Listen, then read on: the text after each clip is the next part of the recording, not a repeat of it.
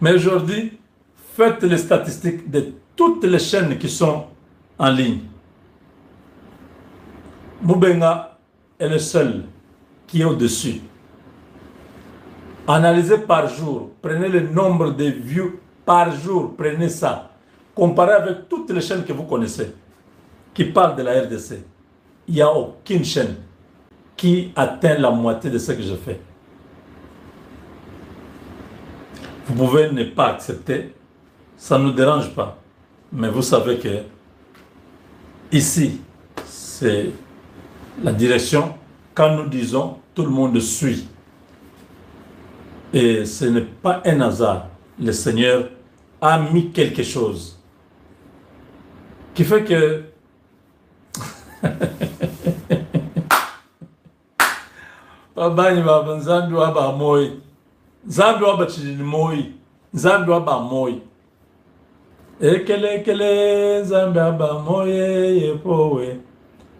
le Dieu des vivants. C'était en 2017.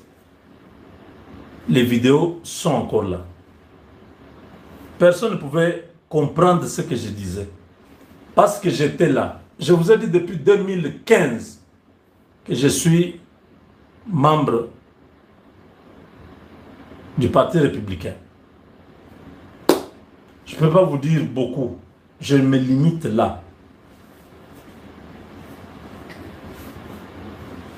Quand chaque fois je vous dis, quand le crocodile vous dit, le poisson est malade, il faut le croire. Vous croyez que je parle à quoi? Je ne peux pas vous dire exactement ce que je suis. Mais je vous dis, je suis seulement membre du Parti républicain. Ce que j'entends, je vous dis. Il y a des choses que j'entends, je ne peux pas vous dire. Mais je dois diluer ça pour que vous puissiez entendre. Il y a des choses, quand on vous dit ça, ça peut vous faire paniquer, vous commencez à faire des choses. Il y a un conseiller du président, on l'a nommé, il était tellement content. Il a bu toute la nuit. Aux heures du matin, il est mort.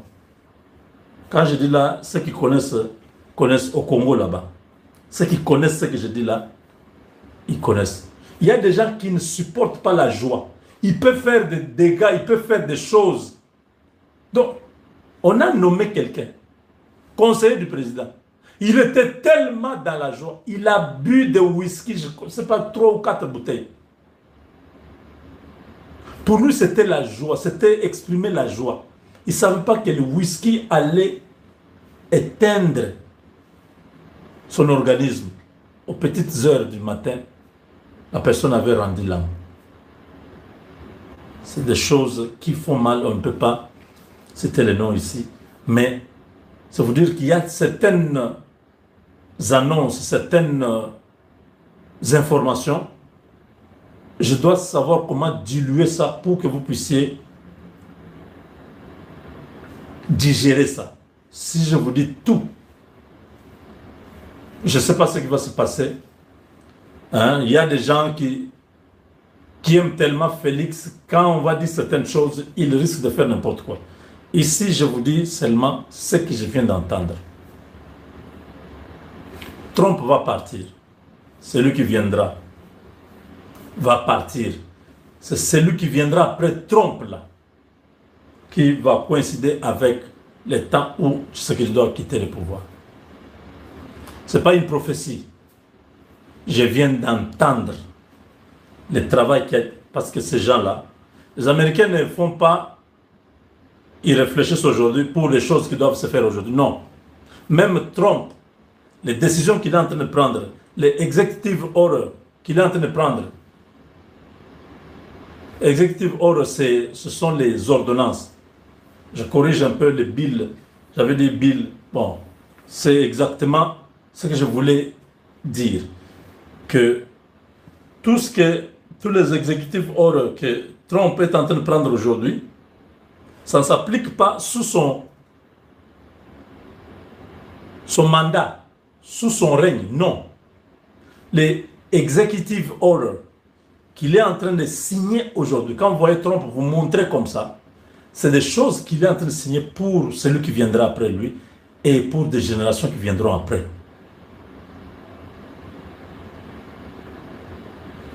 Je ne sais pas si vous comprenez. C'est ça l'Amérique. Ils prennent des décisions pour des générations qui viennent. Ils ne prennent pas des décisions pour qu'eux-mêmes soient bénéficiaires de ça. Merci na Congolais nyonso azali kolanda biso lelo na lobi eza koyinda Kinshasa désordre silité. L'affaire Constant Mutamba, je vous dis, eza koyinda. L'affaire Constant Mutamba boko landa lelo, boye ba bien que qu'est-ce qui se passe na dossier à Constant Mutamba bandeko na ngai. Soki bozo yeba te, bomoni lelo to vandi awa na kati ya plateau, pas pour rien. To vandi pona kotali sabino, maye Vital Kamerhe na batu na yeba bandaki.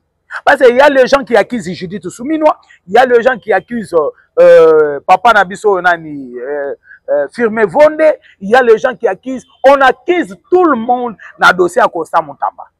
Mais je vais vous expliquer, boyeba, qu'est-ce qui a fait que Mutamba comme à niveau, dossier bandaki wapi, qui est à la base. Parce que bokoyeba base ya makambo na kati ya mission lelo. Et puis bokoyeba l'affaire ya Doha. Pourquoi na kati ya Doha, les États-Unis d'Amérique après atindaki qui on appelle le président américain atindaki conseiller na matière Afrique Bolos Massal Bolos oyo atindaki na kati ya Doha plus vite pour résoudre conflit entre le Rwanda et la République démocratique du Congo.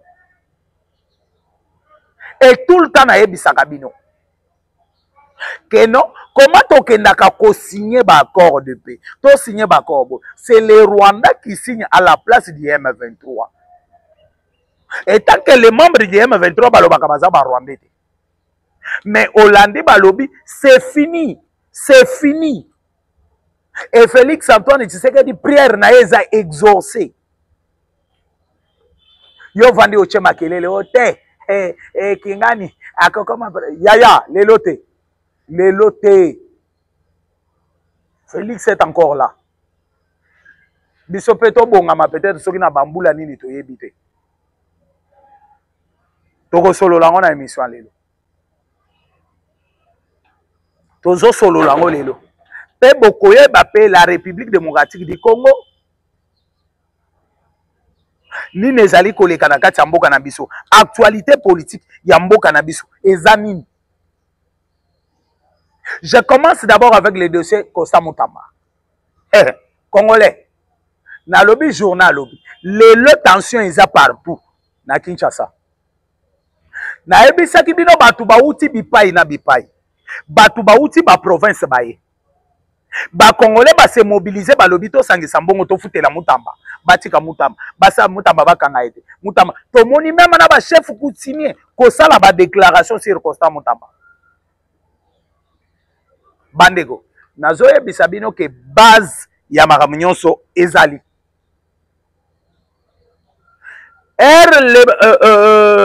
Le général Likulia a déposé dossier na ministre de la Justice. Donc, le ministre a sali oyo eza nécessaire pour la République. Parce que M. Likulia a zouaki dossier ya Kabila. Akei ko déposé par ministre de la Justice. C'est le ministre de la Justice qui a kozwa dossier. Akei nango na kati ya Sénat de façon que balongola immunité ya Mutamba ya HK Hippolyte Kanambe de façon que Hippolyte Kanambe a répondre na ba acte na justice. Mais Hippolyte Kanambe siko herba yeba pesi Mutamba pa Likulia. Soki Mutamba azalaki na kaya Kabila comme ça se dit et pas bato mosusu Mutamba alingaki avande la dossier wana. Mutamba alingaki avande la dossier parce que yo déposer dossier chenga ngai moko nde na yebi jour nini heure nini na kotelema na dossier na kendo déposer ndo moni abendi dossier asali Mutamba asali nini ake apesi. Mais soki Mutamba azalaki pour Kabila akozwa dossier akotisango na tiroir akangi. Et lelo so komoni Kabila zande kendek. Kabila yebi ka sali susu na couverture de. Kabila yebi place à kokiki. Tout ça c'est Mutamba. Nde Mutamba zui dossier le plus vite akei nango na kati ya Sénat. Et comme na Sénat, bato a Kabila nyonso bazalaki na Sénat. Ba mususu na Assemblée nationale, mitema pasi. Mitema pasi balobi mwana wa sali boye ponani. Pecho asali boye ponani. Comment il peut livrer Kabila? Parce que Kabila le fait ya balongo limité. Kabila tikali neti muntu asa 100 bilamba na nzoto. Kabila tikali lokola muntu 100 bilamba na nzoto. Mes chers amis, na ebisi bino que tout est parti de là. Et bandaki wana. Et bandaki wana.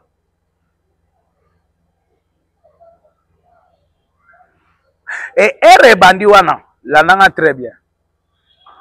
R bandi wana. Il y a une bloc de gens qui pensaient que tout peut être en rose comme ça, tout peut être facile comme ça. Mais Moutamba Sikoyo ye kolandela. R dossier longwe ezongi. Donc bato Kabila nyonso banyonga ki contre Moutamba. Dossier bandi, babandi ko luka place nini baka ubwakela Moutamba poso habitabe. Parce que ce qu'on t'a dit dossier mbongo ya détournement banini. Moutamba a détourné mais l'argent est là. Acceptons qu'il a détourné mais l'argent est là. Mais ceux qui ont détourné mbongo ezongate. Ceux qui ont détourné mais mbongo ezongate. Vous avez pensé quoi pour ces gens-là? Caméra est là, mbongo à 100 jours et kendawat. Si les lots. Combien zongi ça? Est-ce que les maisons préfabriquées étaient comment? Et Salema? Mais kuna na Dar es Salaam omoni ba conteneur ya ba maison préfabriquée et kangama na Dar es Salaam mbongo ya dédanement. Oyo nani le messieurs ici c'est qui? Oyo abandaki ko simba moto ya comment on appelle les noms m'échappent. Bakanga Jamal Kamere na mususu ana nani? Les noms va revenir. Mais tout le monde a une maison préfabriquée et comme il y a Dar es Salaam. Mais caméra est la libre. Caméra zo tambola. Mais maintenant, comme on a Moutamba, babandi koluka dossier ni. Que Moutamba avait déplacé l'argent. Et Moutamba, oui, malgré procédure qui normale, c'est pour sa première phase à la ministre. Peut-être que dans cabinet, ils n'ont pas l'expérience, mais l'argent est là. Bon, ezali. Comment batu bavandi ba monter cabal, ba fabrikango, ba moni ba mususu, moni eloko Moutamba betabi, je sens l'odeur ya détournement. Deko. Moi tolo ba maramu mususu ezate. Moi tolo ba maramu mususu ezate. Hein? Moi tolo ba maramu mususu na bandeli na lobi eza te. Maramu mususu to bomba. Mususu na lobi to bomba. Landa sikoyo lisolo. Landanga très bien.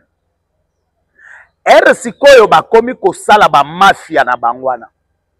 Basali bakadal baluki place à cause de la Moutamba. Baye kokuta Moutamba na moi faute. Na lobité erreur. Moi erreur. Faute te mais moi erreur. Ba profiter na erreur na ba koteli wana.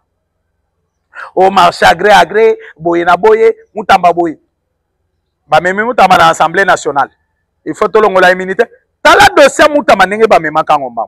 Et le dossier est arrivé dans l'Assemblée nationale. Caméra babandi ko traité dossier. Caméra lobby devant le caméra. Devant oui, le caméra pezalaki. Et de deux, micro na épée bakata ki angona noté. Caméra pensait que basi bakati micro, caméra lobby, ces petits ici on va les pousser à démissionner. Ils vont pousser les petits à démissionner. Qu'est-ce que les petits a fait? Ils vont pousser les petits à démissionner. Petit à Saline.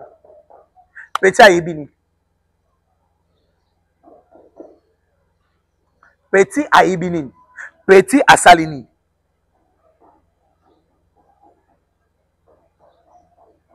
Et les petits, vous allez les pousser à démissionner. Parce que Akeiko déposé dossier à Kabila na Sénat. C'est pour cela que vous avez poussé les petits à démissionner. Et les petits à démissionner.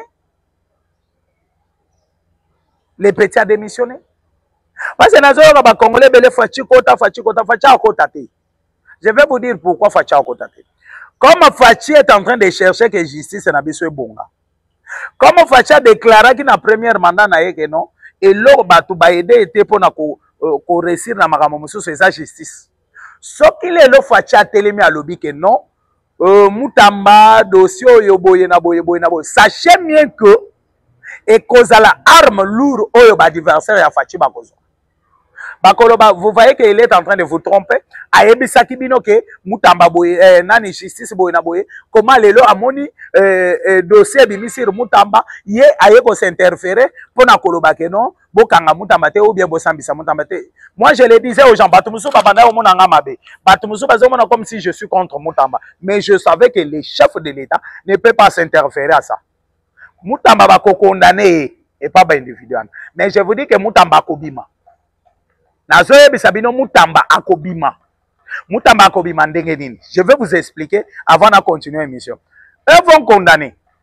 Parce que Mutamba a livré Kabila. Parce que Mutamba a accepté que Kabila soit jugé. Parce que Mutamba a accepté que Balongo la nationalité. Parce que Bango nyonso bloqué à Kabila. Bayebaki que une fois Kabila na justice, Bakolongo la nationalité congolaise. Ou azali ko détenir na donc ba fausse identité ou azali ko détenir.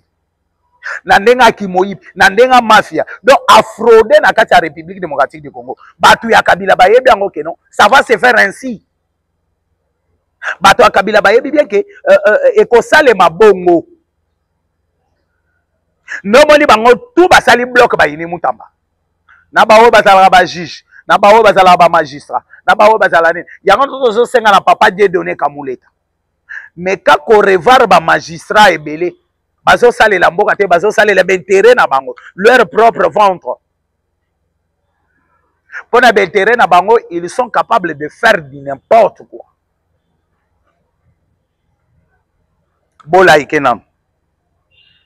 Bolaike. Bo aimer émission, bo partager, hein, bo partager, bandeko, bo partager s'il vous plaît. Bo partager lenga émission. Nazo yebisa bino makambo ezole kana Kinshasa na minute. Nde omoni avana koma na makambo ezole kana Kinshasa. J'ai commencé d'abord à rappeler les gens comment les dossiers tamboli po bakomisa Mutamba na niveau a komiwana. Ils ont marché dans Nzela Mokoboyi. Il faut tout la qui s'aba congolais. Tout ça balobeli en boka non. Tout ça balobeli à peuple congolais. Mais il fallait tout la qui s'aba dossier placé Bandaki. Ce dossier a commencé avec Kabila. Soi-disant Kabila. Hippolyte Kanambe. Hippo. Le vieux Hippo. Landa sikoyo solo. Nde Mutamba sikoyo. Era sali ba pousser ba kena dossier mbango ba pousser Mutamba démissionner ba kebo ba eko bimisa dossier Mutamba détourner procédure ezalaki normalité Mutamba salibo nyonso elo ba makiwana. Mais chef de l'état na yebisaki bino ke chef de l'état akokota likambo Mutamba te, mais akokota ngo siko na forme mususu forme akokota lango eza forme nini nde place na zalaki ba kokondane Mutamba. Je vous dis vrai. Et ce que j'ai dit, Bokangango, bako condamner Mutamba. Parce que n'est déjà ministère public à ça fait 10 ans. Bah, ça veut dire que bako acquitté. Bako condamner Mutamba. 5 ans, 6 ans, 7 ans, 10 ans, 11 ans, 12 ans, une année, 6 mois, Mutamba va partir en prison. Ça, je vous dis. Et maintenant, chef de l'État, est au côté là. Une fois Mutamba en prison, le chef de l'État va faire grâce présidentielle. Et c'est par grâce présidentielle. Oyo Mutamba akobima na prison. Mutamba akobima na grâce présidentielle. Chef de l'État va signer des documents. Oyo kobimisa Mutamba libanda. Il va signer l'ordonnance. Oyo kobimisa Mutamba libanda. Par ces grâces présidentielles là, Mutamba sera libéré. Akozonga libanda. Et là, kwezo bangisa bango chez Mutamba ezani. Et là, kwezo bangisa bango pa Mutamba. Babanda ki ko s'attendre te que en République démocratique du Congo, mutu mususu akobima ya bongo. Et bah mon Etienne Tshisekedi est parti, Lumumba est parti, Félix est président, il ne doit plus encore revenir. Et après Félix, ça sera qui? Mituna babandaki déjà comme Mituna n'est pas Rwandais, bazo préparé déjà Batuna. Je vous dis vrai que Kamere est en train de marcher Mikolonyon Soyo. Azo Lukalo Lenge Kami, Akoki Koko ma président de la République démocratique du Congo. Et maintenant, vu gaz Moutamba Yenango, vu façon Moutamba Siko Ayeli, Bangoto Bamoni que non, on aura des problèmes sérieux. Élection est à la 2040, est à la 2045. Moutamba sera toujours candidat. Peuple Bakozalana Moutamba, population Bakozalana Moutamba, ils vont voter Moutamba.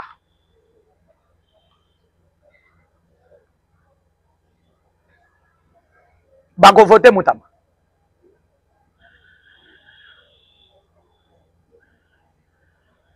Na RC bino Moutamba sera voté comme président de la République. Bako voter Moutamba. Et maintenant, batata l'union sur Babanaki au espoir que non. Après, tu sais que 2028 c'est nous. Après 2028 c'est nous.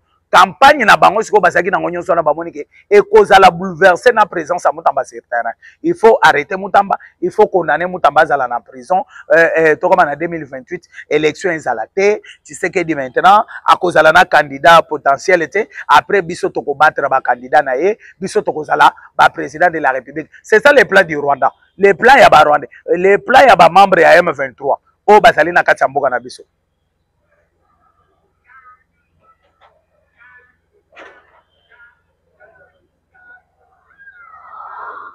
Je pense que par là, tout le monde me comprend quand même.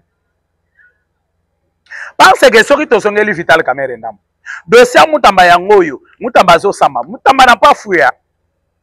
Pour voir que Moutamba zana dossier takimi, il est aussi capable de fuir. Denge ba matata mponyo babima, denge ba nani babima. Mais elle va condamner matata mponyo. Matata mponyo qui a détourné autant de millions. 60 millions, 200 millions, 400 millions. Ceux qui bozo ebate, mbongo aba fonctionnaire nyonso ebandaki ko bima pour la République, matata mponya bandaki ko zo mbongo.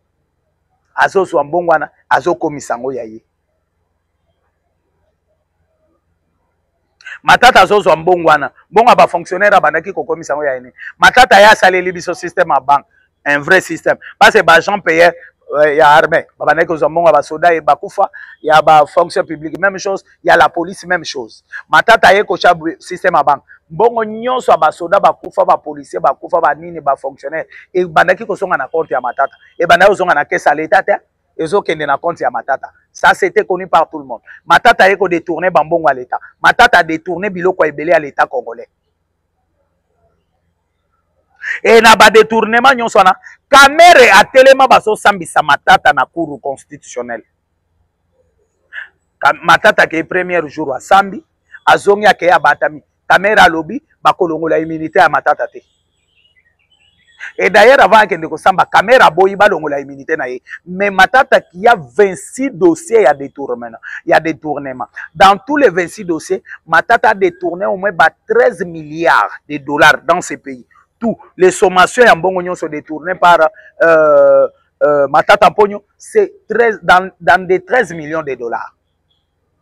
Mais Kamera cherchait comment protéger Matata. Il a pesé par tout son poids, il a fait par tous ses moyens pour protéger Matata Pogno.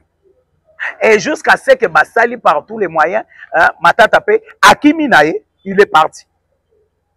Matata est parti. Matata batami na ba kufa basango matata salibo fin de fait basalika ba kabale nyonso baluki tinela la kobimisa matata est parti.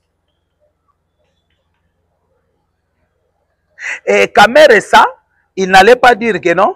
Et ces messieurs ici, nous allons aussi les pousser. Si Kamere aimait la République, il fallait andima kolongo la immunité à Matata. Matata a kendi. Matata ça l'a protégé. Il a protégé Matata. Il a livré Moutamba. Ande ko ba kotele la biso ba minute kuna. Tozo chité déjà. Tozo chité déjà. Tozo na suka ya émission na biso. Bolanda te. Boyoki montalobi 18 minutes kuna na sima. Donc alobakate. Aibipe maya kolobate. Nde yangwana omoni. Kamera a fait tous ses moyens pour protéger Matata. Et jusqu'à ce que Matata kimi. Ne place ce qu'on peut comprendre que et là bazo sala la Moutamba va sentir que Moutamba cause à l'élément gênant aux jours à venir. Moutamba ce qui a commis président de la République na mboko yo qui comment on appelle qui l'autre là c'est qui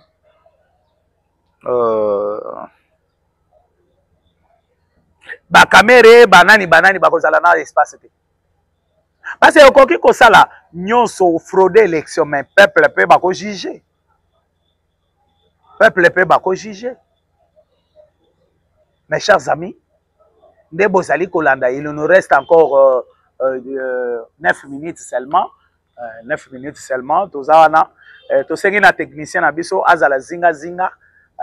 On a 9 minutes etikali na lingi vraiment na solo la na bino makambo ebele. Mais bo like na no émission. Bo like, bo s'abonner ebele, bo s'abonner ebele.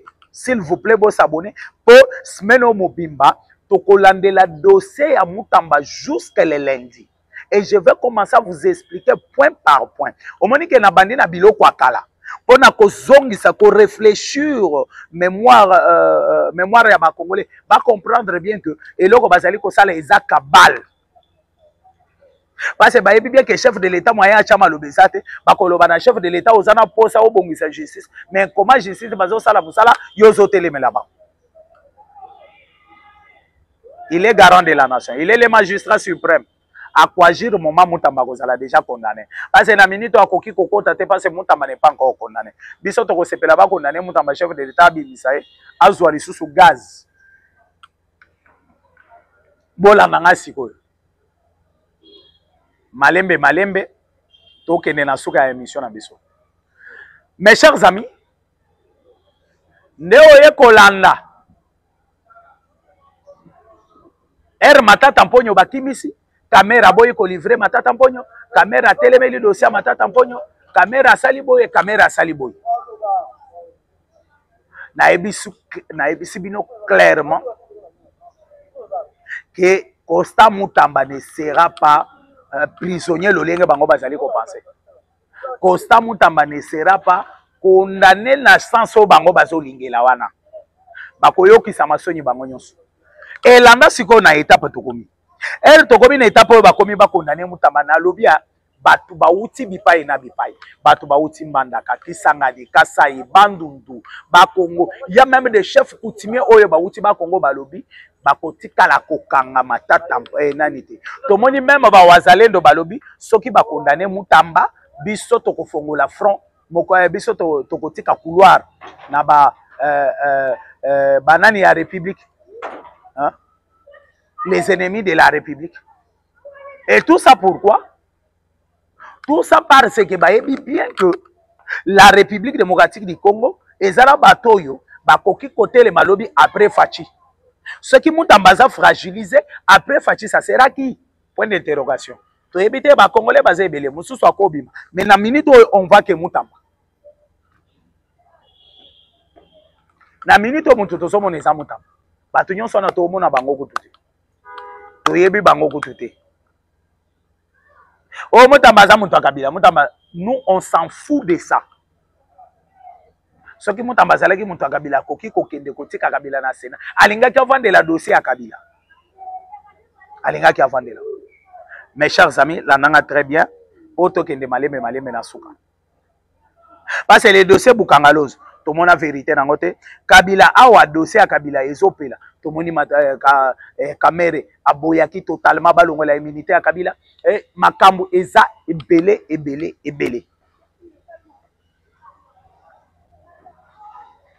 Makambo eza ebele. Landa sikoyo. Landa sikoyo. Nazokende déjà na kochite. Et alors, ba Congolais ba uti bipai na bipai. Tomoni bazo pesa ba $3,000, ba $5,000, ba $2,000, ba $500, ba $1,000, bazali na kati ya Kongola, batuni ke mbongo ngo Mutamba détourner za combien? Ba Congolais nyonso to pesa ta $1 to futela e. Ba futela Mutamba. Wana na yebi benemi ya Mutamba bisika bazali ba poli. Mais lobi Mutamba bimi na ndaku na ye aya kosamba. Mutamba bimi na ndaku na ye lobi na ke kosamba na ke confronter justice. Soki ba kokondane nga ba condamner. Tant que matata mponya kimi, tant que batu nyonso bakimi, Mutamba vient se présenter ezana jour ata mon côté ba siéger na dossier à Mutamba na cour de cassation. Mutamba zate oh non, il est malade, il est comme ça. Non. Et c'est pour cela na yebi sakabino siko bokoki comment la différence entre ba Congolais et les étrangers. Tous ces étrangers ceux qui bakangi bango okoyoka oh non nazobela nakende kozwa soin libanda nakende osala boye mais ba Congolais Jean-Marc ke prison ti abimi yoka Jean-Marc Kabela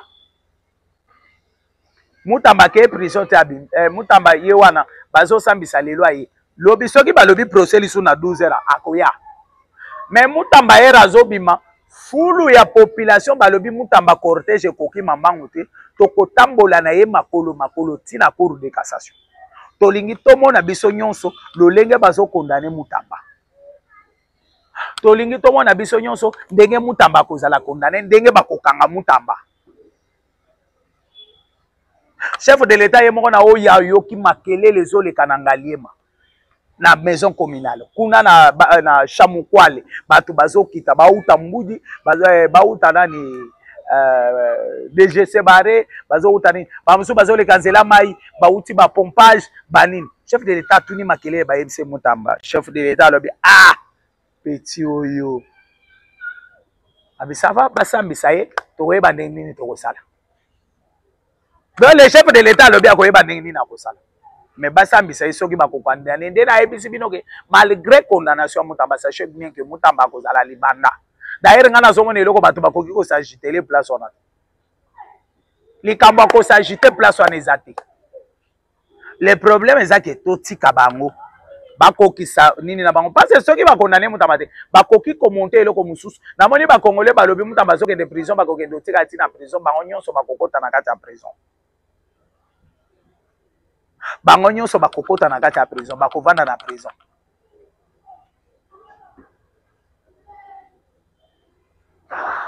landa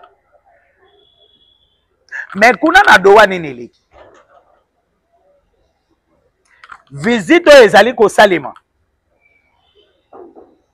visite oyo ezosalema oyo esalemi ya Sassou Nguesso ici en République démocratique du Congo. Sassou Nguesso aye kolukani bandeko Sassou Nguesso c'est un porteur de messages amemi message et pas chef de l'état amemi message et pas Félix Antoine Tshisekedi Tshilombo. Sachez bien que chaque visite à un chef de l'état ezalaka na ba question diplomatique oyo esalemaka ezalaka na ba question diplomatique oyo esalemaka. Et toutes ces questions diplomatiques là, et ça les maka pambate, et ça la maka soki. Il y a un dossier. Kabila a quelque chose. Kabila a quelque chose. Na une émission et koya lobina komeka kokota vraiment en profondeur, mais je vous explique un peu likolo. Il y a au moins 4 choses que moi je suppose. Sassou Nguesso a un message à Kabila zo senga ba pardon. Sassou Nguesso ayena message ya Kabila zolela Félix asengela pays moko boya vanda ayena message ya Kabila zolela azolinga te bakanga ye ayena message ya Kabila bayena ye déjà libanda ayata soki bakanga yao azobondela. Je vous dis que azobondela. Pourquoi ça la kati ya kobondela? Azobondela parce que Kabila a échoué. Le fait que Mutamba déposé dossier, le fait que Kabila balongolé immunité, le fait que Kabila babotolé nationalité congolaise, Kabila se voit maintenant en insécurité. Kabila se voit en insécurité. Bolaike nan. Bolaike.